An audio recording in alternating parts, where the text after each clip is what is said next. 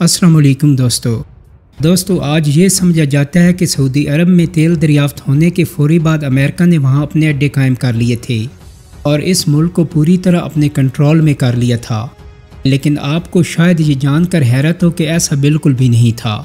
اس کی وجہ یہ ہے کہ اس وقت دنیا کا 63% تیل تو امریکہ سے نکلتا تھا، اس لیے امریکی حکومت کو سعودی عرب کی ضرورت ہی نہیں تھی، حتیٰ کہ اس نے تو اس نئی قائم ہونے والی سعودی سلطنت کو تسلیم بھی نہیں کیا تھا۔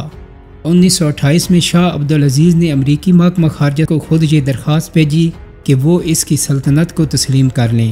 یاد رکھیں کہ سعودی عرب 1932 میں قائم ہوا تھا، لیکن آل سعود کی ریاست 1924 میں قائم ہو چکی تھی، اسی لیے 1928 میں شاہ عبدالعزیز نے یہ درخواست امریکی اسٹیٹ ڈپارٹمنٹ کو بھیجی تھی۔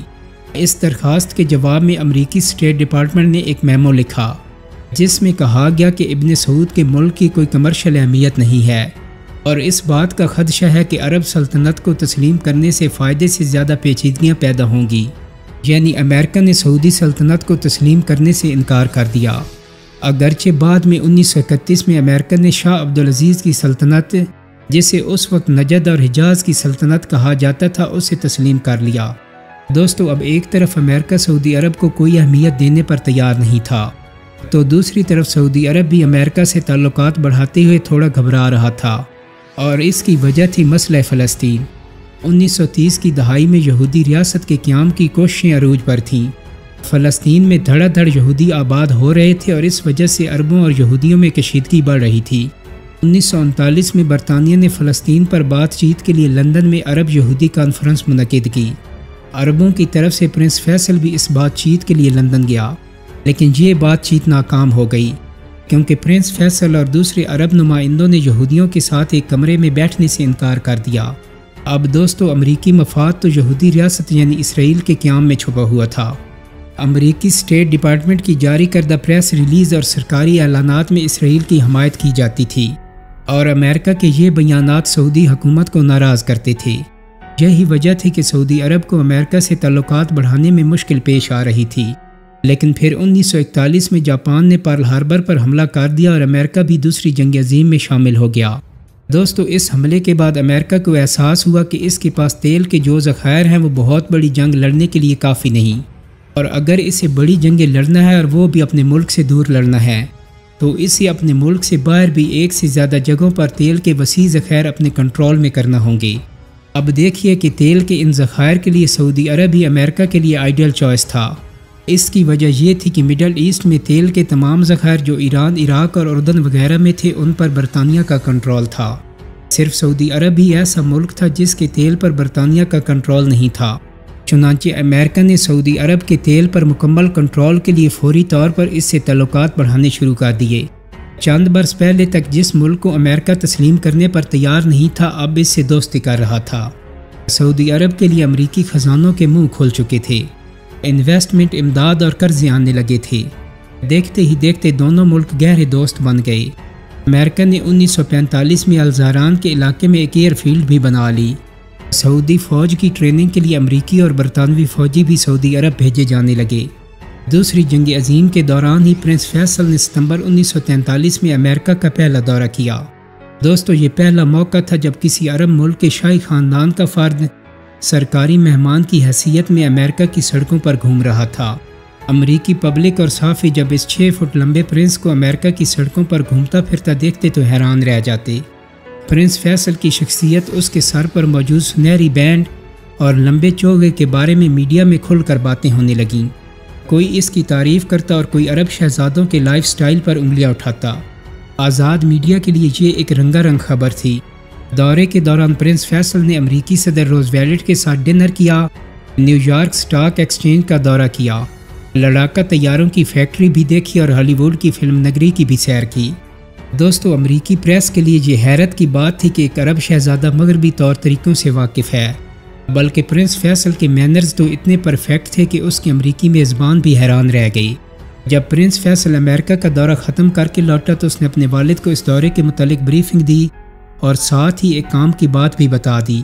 اس نے شاہ عبدالعزیز سے کہا کہ امریکی صدر روز ویلٹ کو ڈاک ٹکٹیں جمع کرنے کا بہت شوق ہے، اس اطلاع پر شاہ عبدالعزیز نے فوری طور پر روز ویلٹ کو سعودی ڈاک ٹکٹوں کا ایک سیٹ تحفے میں روانہ کر دیا۔ اس تحفے کے جواب میں روز ویلٹ نے سعودی شاہ کو شکریہ کا ایک خط لکھا۔ یوں سعودی شاہ اور امریکی صدر میں خوشگوار براہ راست رابطے قائم ہو گئے۔ انہی رابطوں کے نتیجے میں 2 برس بعد 1945 میں ایک اور انقلابی پیش رفت ہوئی۔ امریکی صدر روز ویلٹ سعودی بادشاہ عبدالعزیز ال سعود سے ملنے آ گیا، اور دوستو وہ تاریخی تصویر وجود میں آئی جو پھر US سعودی دوستی کی ایک علامت بن گئی۔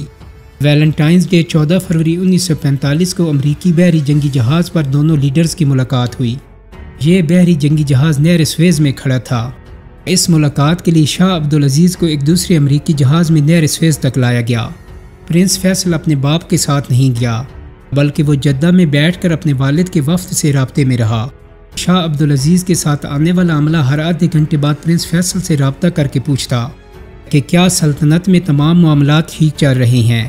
یہ پیغام امریکی بحری جہاز کے ریڈیو روم سے بھیجا جاتا، اور دلچسپ بات یہ ہے کہ اس پیغام میں پوچھنے کے لیے صرف ایک لفظ سوالیہ انداز میں بولا جاتا تھا، اوکے۔ جواب میں پرنس فیصل کی طرف سے ایک ہی لفظ بولا جاتا تھا، اور وہ بھی اوکے۔ یہ اوکے اوکے کی گردان اتنے تواتر سے ہوئی کہ امریکی عملہ بوریت سے تنگ آ گیا، لیکن مہمان نوازی کے بھرم میں خاموشی سے یہ اوکے اوکے اوکے اوکے کی گردان سنتا رہا۔ جب شاہ عبدالعزیز اور روز ویلٹ آمنے سامنے بیٹھے تو اس بات کا بھی ذکر آ گیا جس کی وجہ سے دونوں ملکوں میں ٹینشن تھی، یعنی مسئلہ فلسطین۔ روز ویلٹ کے سامنے شاہ عبدالعزیز نے فلسطین میں یہودی ریاست کے قیام کی سخت مخالفت کی۔ شاہ کی باتیں سن کر روز ویلٹ نے ڈپلومیسی سے کام لیا اور شاہ کو یقین دلا دیا کہ امریکہ ایسا کوئی اقدام نہیں کرے گا جس سے عرب ناراض ہوں۔ دوسری یقین دہانی اس نے یہ کرائی کہ فلسطین کے مستقبل کا فیصلہ کرتے وقت شاہ عبدالعزیز سے مشاورت بھی کی جائے گی۔ ملاقات ختم ہونے کے بعد جب شاہ عبدالعزیز جدہ واپس آئے تو اس نے روز ویلٹ کی یقین دہانیوں سے پرنس فیصل کو بھی آگاہ کیا۔ دوستو، اب پرنس فیصل بھی یہی سمجھنے لگا تھا کہ امریکہ فلسطین کے معاملے میں عربوں کو دھوکہ نہیں دے گا اور یہودی ریاست کبھی نہیں بنے گی۔ لیکن اس یقین دہانی کے صرف 3 برس بعد امریکہ نے وہ کیا جس کا پرنس فیصل نے تصور بھی نہیں کیا تھا۔ امریکی اقدام نے پرنس فیصل کے اعتماد کو ٹھیس ہی نہیں پہنچائی بلکہ اسے ساری عرب دنیا میں رسوا بھی کر دیا۔ دوستو، ہوا یوں تھا کہ اسرائیل کا قیام اقوام متحدہ میں ووٹنگ کے ذریعے عمل میں آیا تھا۔ آپ جانتے ہیں کہ اقوام متحدہ دوسری جنگ عظیم ختم ہونے کے بعد 1945 میں قائم ہوئی تھی۔ اس کے قیام کے تاریخی لمحات کا نظارہ کرنے والوں میں پرنس فیصل بھی شامل تھا۔ پرنس فیصل نے امریکہ میں ہونے والی اس تاریخی کانفرنس میں شرکت کی تھی جس میں اقوام متحدہ کے قیام کا اعلان کیا گیا تھا۔ اس کانفرنس میں 50 ممالک کے نمائندے شریک تھے، لیکن ان 50 میں سے کوئی بھی کسی بھی شاہی خاندان سے نہیں تھا، یعنی پرنس فیصل کے علاوہ کسی دوسرے ملک کے بادشاہ یا شہزادے نے اس عالمی کانفرنس میں شرکت نہیں کی تھی۔ اس عالمی فورم کے قیام کے فوری بعد جو مسائل جہاں پیش ہوئے ان میں سب سے اہم مسئلہ فلسطین کا تھا۔ یہ مسئلہ اپریل 1947 میں برطانیہ نے UNO میں پیش کیا تھا، کیونکہ اس وقت فلسطین پر برطانیہ کا کنٹرول تھا۔ اب عرب ممالک کو امید تھی کہ اقوام متحدہ میں جب مسئلہ فلسطین آئے گا تو زیادہ ممالک عربوں کے موقف کی حمایت کریں گے، یعنی یہودیوں کو فلسطینی زمین پر قابض نہیں ہونے دیا جائے گا۔ پرنس فیصل کو امریکی حکومت پر بھی یہی بھروسہ تھا کہ وہ اقوام متحدہ میں عربوں کا ساتھ دے گا، کیونکہ اسے اس وعدے پر بھروسہ تھا جو امریکی صدر روز ویلٹ نے اس کے والد سے جہاز پر ہونے والی ملاقات میں کیا تھا۔ اگرچہ کچھ ہی عرصے بعد امریکی صدر روز ویلٹ کا انتقال ہو گیا اور ہیری ٹرومین نیا صدر بنا تھا، پھر بھی پرنس فیصل کو یقین تھا کہ نیا صدر پرانے صدر کا وعدہ پورا کرے گا۔ تو اب اقوام متحدہ کی جنرل اسمبلی نے ووٹنگ کے ذریعے فیصلہ کرنا تھا کہ اسرائیل قائم کیا جائے یا نہیں۔ یہ ووٹنگ نومبر 1947 میں ہونا تھی۔ ووٹنگ سے پہلے امریکہ میں فلسطین اور اسرائیل کے حامیوں نے اپنے اپنے کاز کے حق میں بھرپور لابنگ بھی شروع کر دی۔ پرنس فیصل بھی فلسطینیوں کے حق میں لابنگ کے لیے نیو یارک پہنچ گئے اور امریکی حکام سے ملاقاتیں کرنے لگے۔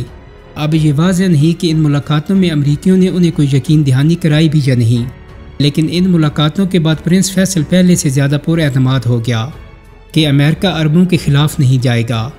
پرنس فیصل نے دوسرے عرب نمائندوں کو بھی یہی تسلی دی کہ امریکہ عربوں کے ساتھ ہے، یہودیوں کے ساتھ نہیں۔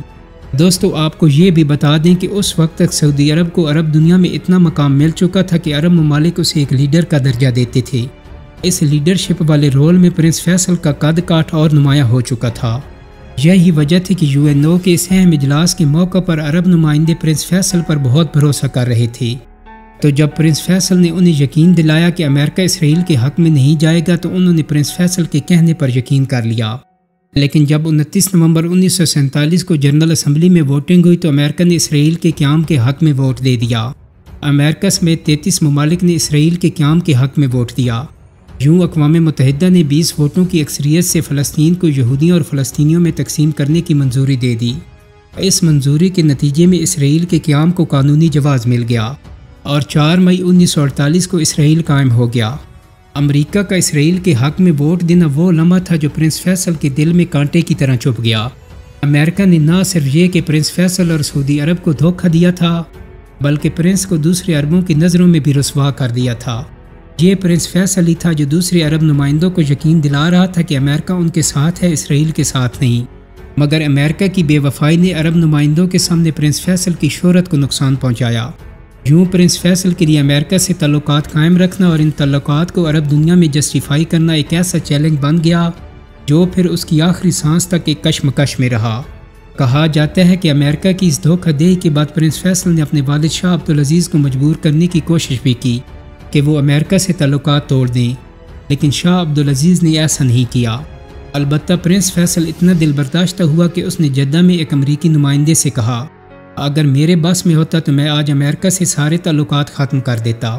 دوستو، انہی پریشانی کے دنوں میں پرنس فیصل نے امریکہ سے مایوس ہو کر مسلمان ممالک سے تعلقات مضبوط کرنے کے بارے میں سوچنا بھی شروع کر دیا، بلکہ اس کی ابتدا وہ پہلے ہی کر چکا تھا، اور وہ علاقے جہاں مسلمان آباد تھے لیکن وہ علاقے غلام تھے وہاں بھی پرنس فیصل تعلقات بنا رہا تھا، اور ان میں پاکستان بھی شامل تھا۔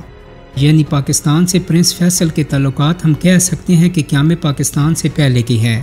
دوستو، یہ بات شاید آپ پہلے نہ جانتے ہوں، مگر یہ حقیقت ہے کہ قیام پاکستان سے پہلے ہی پرنس فیصل نے پاکستان کی بانی جماعت مسلم لیگ سے تعلقات قائم کر لیے تھے۔ 1940 میں جب لاہور میں قرارداد پاکستان منظور ہوئی تو اس کے چند ہفتے بعد ہی پرنس فیصل اور سعودی ولی عہد ابن سعود کراچی آئے تھے اور وہ قائد اعظم محمد علی جناح کے مہمان بنے تھے۔ پھر 1943 میں قائد اعظم کی اپیل پر سعودی حکومت نے قحط زدہ بنگال کو 10,000 پاؤنڈ امداد بھی دی تھی۔ اس واقعہ کے 3 برس بعد پرنس فیصل نے قیام پاکستان میں ایک تاریخی کردار ادا کیا۔ وہ اس طرح کہ 1946 میں قائد اعظم نے مسلم لیگ کا ایک وفد اقوام متحدہ میں بھیجا۔ اس وفد کا مشن تھا کہ وہ اقوام متحدہ میں پاکستان کے حق میں لابنگ کرے، لیکن دوستو اقوام متحدہ میں انڈین نیشنل کانگریس کی لابی بہت طاقتور تھی، اور اس لابی کے اثر و رسوخ کی وجہ سے اقوام متحدہ میں آنے والے عالمی وفود مسلم لیگی وفد سے ملنے تک کو تیار نہیں تھے۔